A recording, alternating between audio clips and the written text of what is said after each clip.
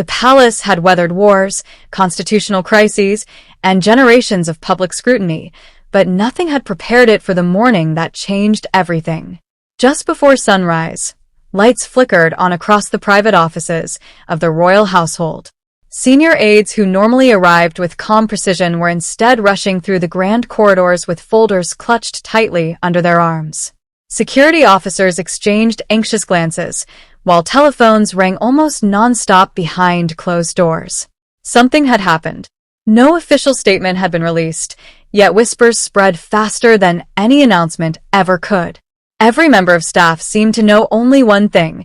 An unexpected controversy involving Queen Camilla had erupted overnight, and the consequences were already reaching the highest levels of the monarchy. Inside his study, King Charles stood silently beside the tall windows overlooking the palace gardens. The usually peaceful landscape offered little comfort. His desk was covered with briefing papers, legal opinions, and communications reports. None of them carried good news. An advisor entered quietly. "Your Majesty," he said carefully, "the situation is escalating much faster than anticipated." Charles didn't answer immediately. Instead, he continued staring outside. For decades he had learned that storms eventually passed. Headlines faded. Public attention shifted. But this felt different. The concern wasn't simply about criticism. It was about confidence. As the morning progressed, senior officials gathered in one of the palace's most secure conference rooms. Attendance had been limited to only a handful of trusted advisors. Even among them, conversations remained unusually cautious. One document was passed around the table. Another followed. Each report painted the same troubling picture. Public confidence was falling. Political observers were asking difficult questions. Constitutional experts were beginning to speculate about possible temporary adjustments to royal responsibilities if the crisis continued. Nobody wanted to say the words aloud. Yet everyone in the room understood what they meant. For the first time in years, serious discussions had begun about whether Prince William should assume a much larger operational role. Miles away, William had been spending the morning attending previously scheduled meetings related to charitable initiatives. His calendar had remained untouched despite the growing speculation surrounding the palace. Only after finishing his final engagement did his private secretary approach. "Sir," she said quietly, "His Majesty has requested your immediate presence." William paused. His father rarely canceled formal schedules unless absolutely necessary. Something significant was unfolding.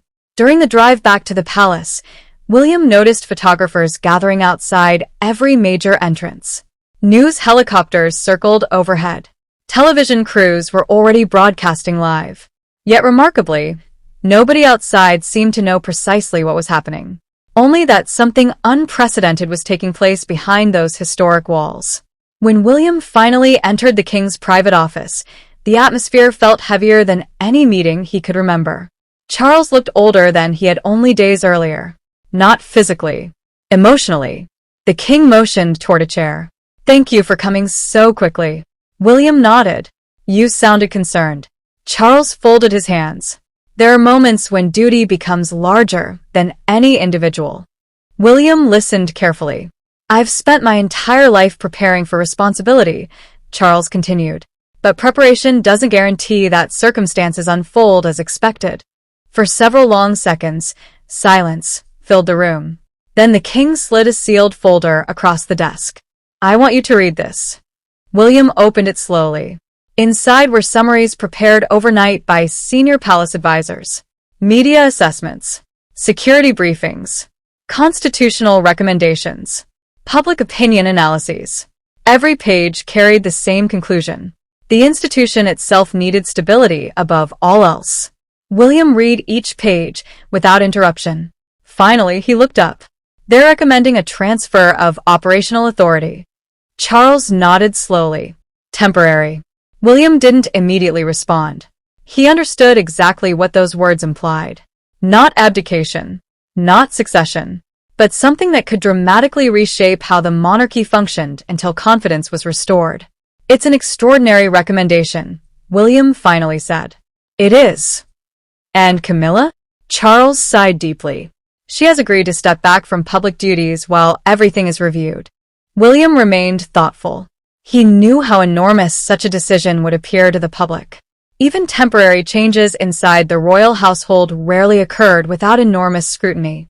Outside the palace, speculation had reached a fever pitch. Every television network offered competing theories. Every newspaper claimed to possess exclusive information. Every royal commentator insisted history was unfolding in real time. Yet none possessed the full story. Back inside, Charles rose from his chair and walked toward one of the portraits hanging on the wall. It depicted previous generations of monarchs. Each had faced impossible moments. Each had carried burdens invisible to the public. Without turning around, Charles spoke again. When I became king, I accepted that every decision would be judged. William remained silent. But today isn't about reputation. The king's voice softened.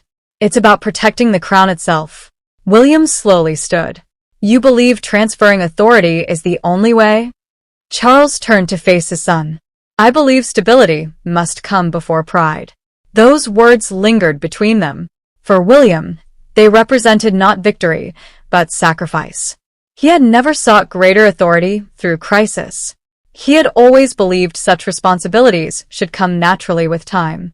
Yet history rarely waited for ideal circumstances. The conversation continued for more than an hour. Together they reviewed constitutional procedures, public engagements, international obligations, military ceremonies, and charitable responsibilities.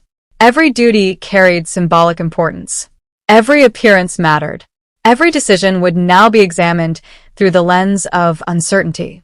Eventually, Charles closed the final folder. There is one more matter. William looked up. The announcement. Neither man underestimated its importance. One sentence could calm public concern. Another might deepen it. Communications advisors entered carrying several prepared drafts. None satisfied the king. Some sounded overly defensive. Others appeared unnecessarily dramatic. William suggested something simpler. No accusations. Charles nodded. No speculation. Another nod. Only reassurance. For the first time that morning, the king managed a faint smile. You've learned well. Before any decision could be finalized, however, an unexpected interruption changed everything once again. The private office telephone rang. Not the public line. Not the advisor's extension. The secure internal line. Charles answered personally. His expression changed almost immediately. What? Everyone in the room looked toward him. The king listened silently. When he finally lowered the receiver, the room had become completely still. William stepped forward. What happened? Charles took a slow breath. There has been another development. The advisors exchanged nervous looks. What kind of development? William asked. Charles glanced toward the unopened folder that had just been delivered by palace security moments earlier. It appears someone inside the household has leaked confidential information. The room fell silent. If true, the crisis had just become far more dangerous. This was no longer simply about public perception. Now, trust within the palace itself had been shattered. William looked directly at his father. Then, before any announcement is made, Charles nodded, already understanding. We need to know who we can still trust. Neither man realized that, somewhere within the palace walls, someone was already preparing to reveal another secret, one capable of changing the monarchy forever. As evening settled over the palace, investigators quietly traced the leak to a junior communications aide acting without authorization. The discovery allowed the household to contain the damage before further confidential information emerged. The following morning, King Charles addressed the nation with calm determination, announcing that Prince William would temporarily oversee a broader range of official duties while internal reviews continued. Standing beside his father, William pledged unwavering service to the crown and the public. The announcement steadied growing uncertainty, proving that unity, transparency, and duty, not division, would guide the monarchy through its most challenging chapter.